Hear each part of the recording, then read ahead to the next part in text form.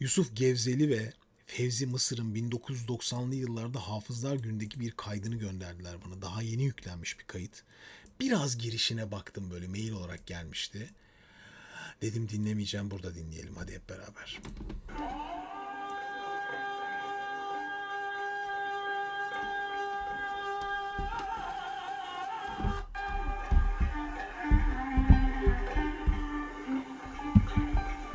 Sol.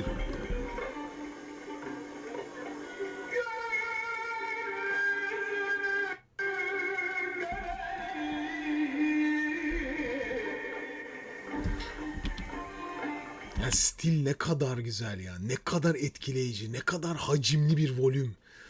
Ya teknik, o güzel dönemin muhteşem tekniği yani. Ben bir de Yusuf Gebzeli'yi daha dinlemedim bu kayıtta. Fevzi Mısır'ın bu girişi yani kendi başına zaten efsane. Bakın.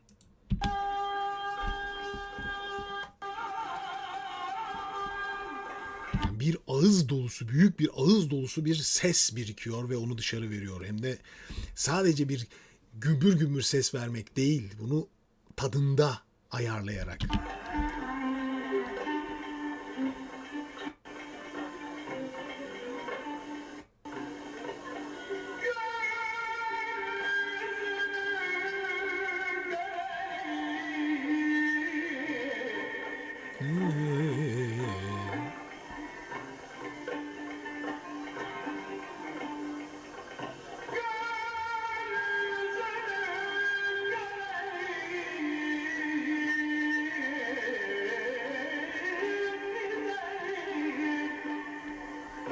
Tam eski stil. Keskin, sert geçişler. Görelim. Hızlı bitiyor. Görelim. Görelim. Şu bitirişler özellikle bakın. Görelim. O hızlı hareketler tam eski stil. Görelim. Bu yeni dönem. Böyle ağdalı ve yavaş. Özellikle eski kemençe ustaları, tamburileri dinlerseniz eski kayıtları, eski stilde. Eski de dediğim yani Cumhuriyet'in ilk yıllarının kayıtlarını dinlerseniz görürsünüz ki çalışlarda, özellikle bu makam çalışlarında, taksimlerde hep seri hareketler görürsünüz. Bu yayvanlaşma daha sonraki yıllarda gelmiş. Yeni bir stil. Ama asıl eski stilin güzelliği o sert ve keskin hareketler.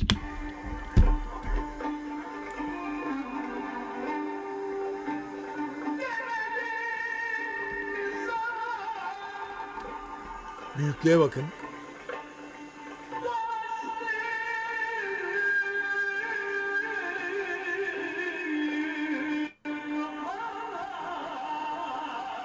Of.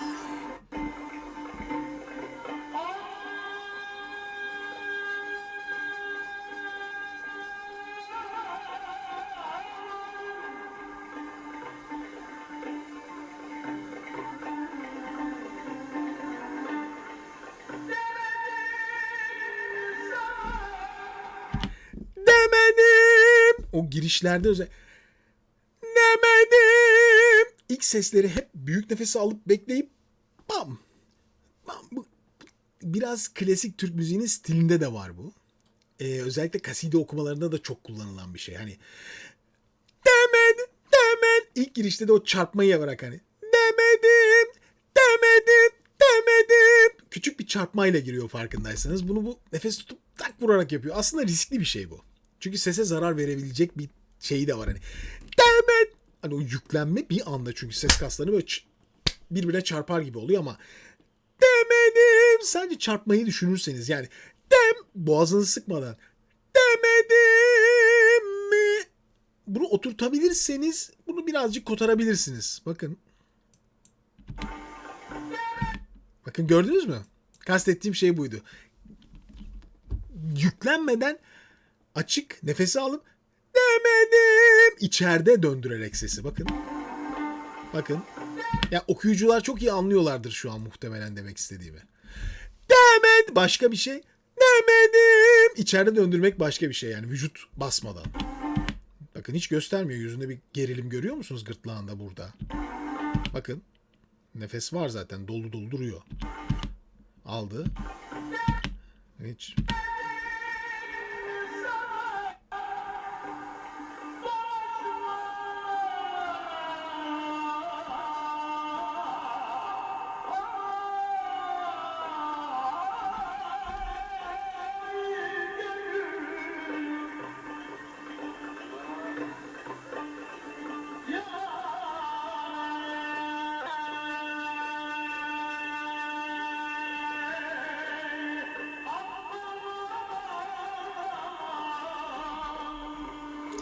Ya çok üzülüyorum böyle insanları canlı dinleyemediğim için.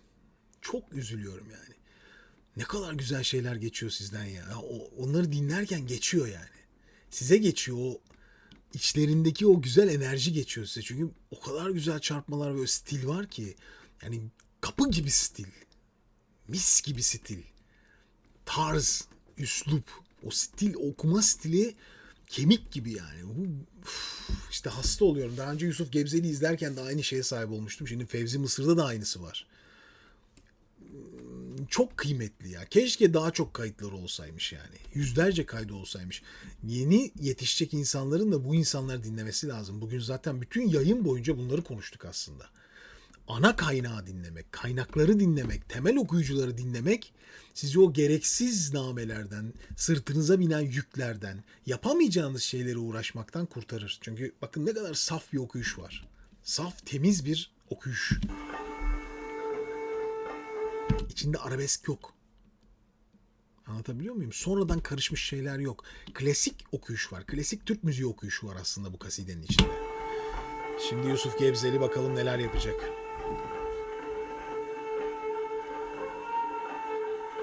Oh, bir de muhteşem bir ekip. Yaylı tambura kadar bu nasıl güzelmiş ya. 90'lı yıllar Hafızlar Günü efsaneymiş yani bu kayıtlar. Of. Ya şimdi ne oluyor? Hem Türk müziği, klasik Türk müziğinin o güzel sazları, hem böyle muhteşem okuyucular, iki tarz bir araya geldiği zaman aman ya Rabbi işte yangın yeri dediğimiz güzellik harikulade. Zevk yani bu. Bu bir meşk zevki işte. Meşk denen şey buradan başlıyor. Ya orada olmak istettiren şey bu zaten size. Of.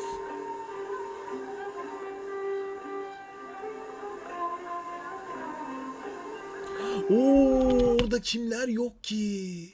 Muhteşemmiş ya.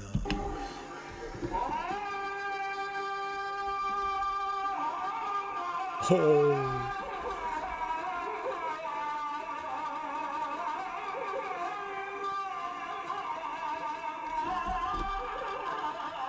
Of.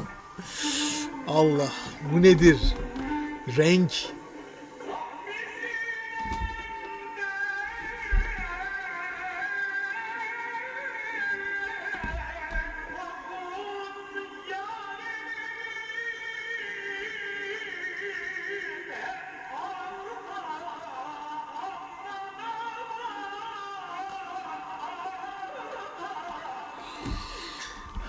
Ah.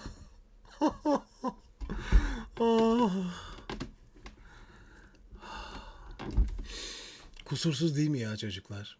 Yani bir şan hocası, şanla senelerce uğraşmış bir insan izlediği zaman gıpta ediyor.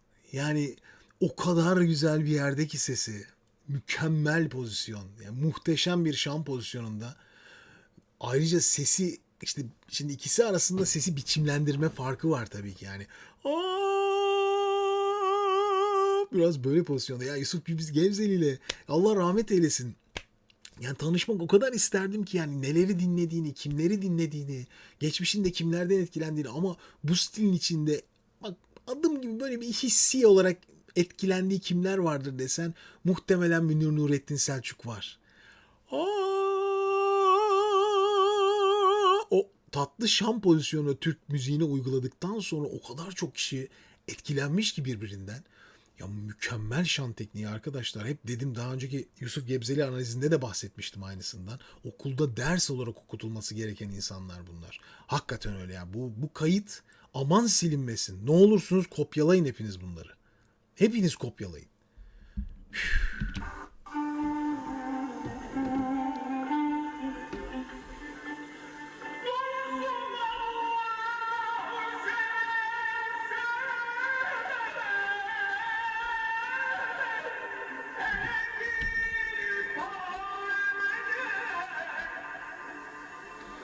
Ya o tizlerde o çarpmalarla alıyor ya hani en tizini. Ha, ya ben yapamıyorum yani. O kadar güzel bir çarpma, türkü çarpması gibi onlar. Bu.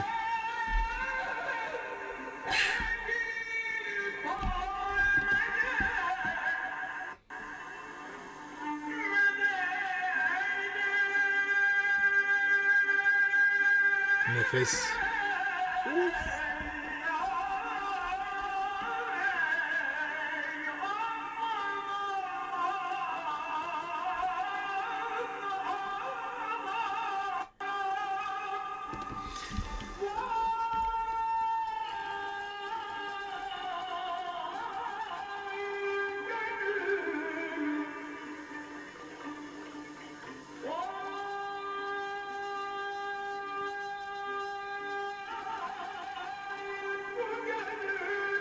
Of of of of, bu neymiş? Nimet.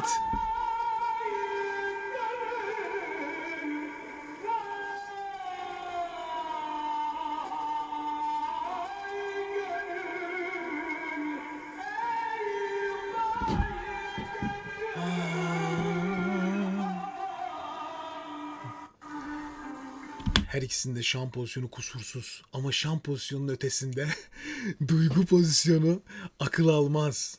Yani o seviyeler bambaşka. İkisi bir araya geldi mi zaten ben böyle kalbim atıyor. Çok fena hissediyorum yani. Beni mahvediyor işte yani. Mahvediyor.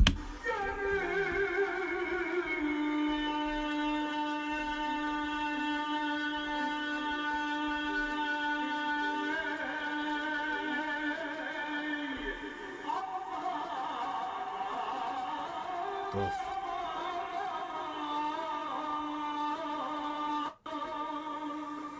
Bir de o kadar temiz okuyorlar ki gram detone yok. Hiç küçücük bir detone, bir entonasyon olsun. İkisi de şu şekilde duruyor. Öyle duruyorlar. Bakın dikkat edin hani. Eli kulağa da atmıyorlar yani. Nasıl bir entonasyon varsa o kulaklarında olağanüstü iki okuyucu. Hani duyabilmek için şöyle yapar ya. Yok yani. Kendi iç entonasyonları mükemmel. İlla buna gerek yok zaten her zaman. Of. Of. Of.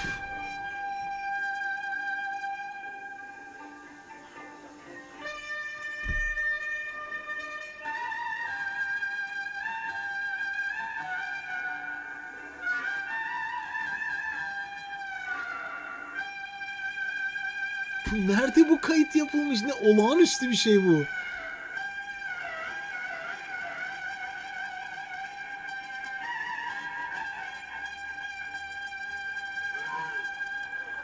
Yani herkes aşka gelmiş.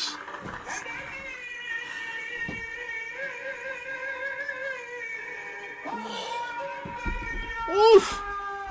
Bu nedir? Kesin Yusuf Gebzeli.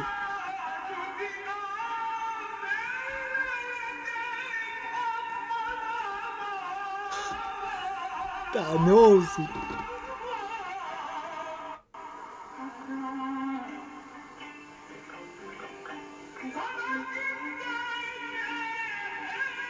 Diyafram. Müthiş nefes.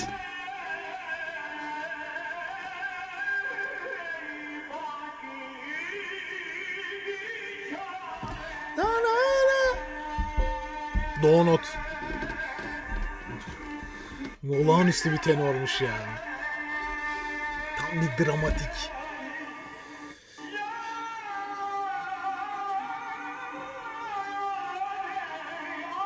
Şöyle çıkartıyor ya.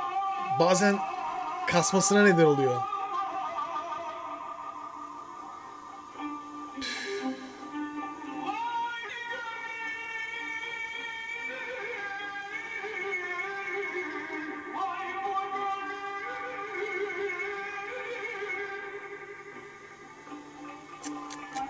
Bu nedir ya? Bu nedir? Doğu Natural.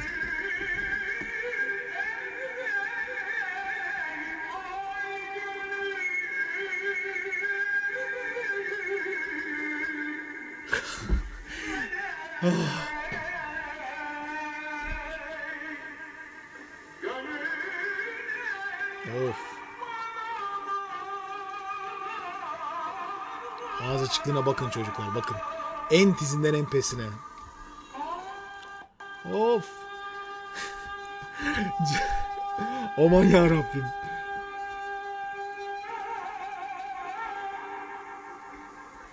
Ya şimdi bir şey diyeceğim de.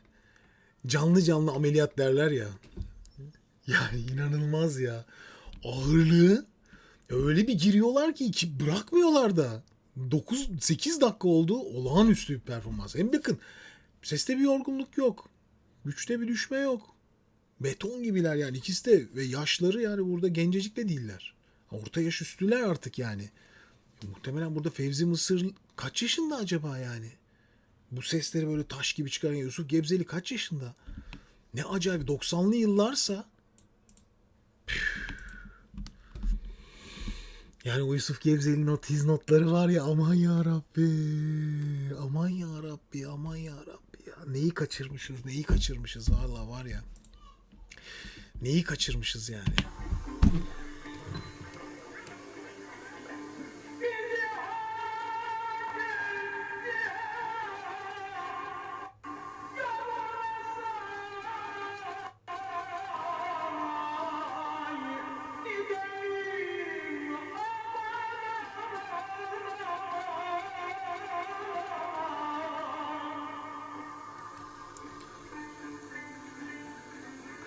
Of. R karar.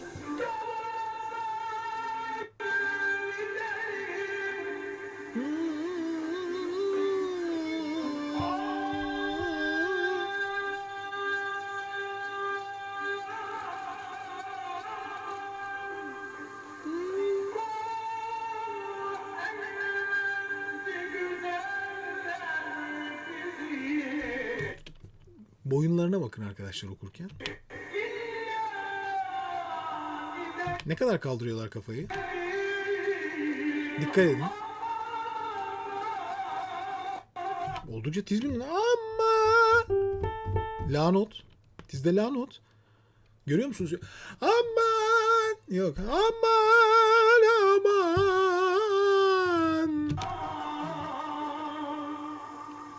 Hep. Büyük.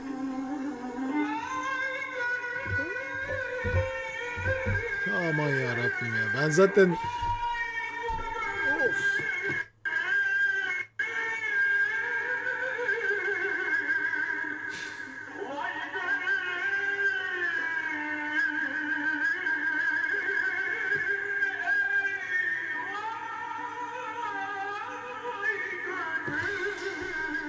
Oh. Bugün o zaman bizden dua istiyorlar. Ruhları şad olsun. Çok acayip. Peki hadi bugün burada bitirelim yayını artık. Yeter. Hadi kendinize iyi bakın.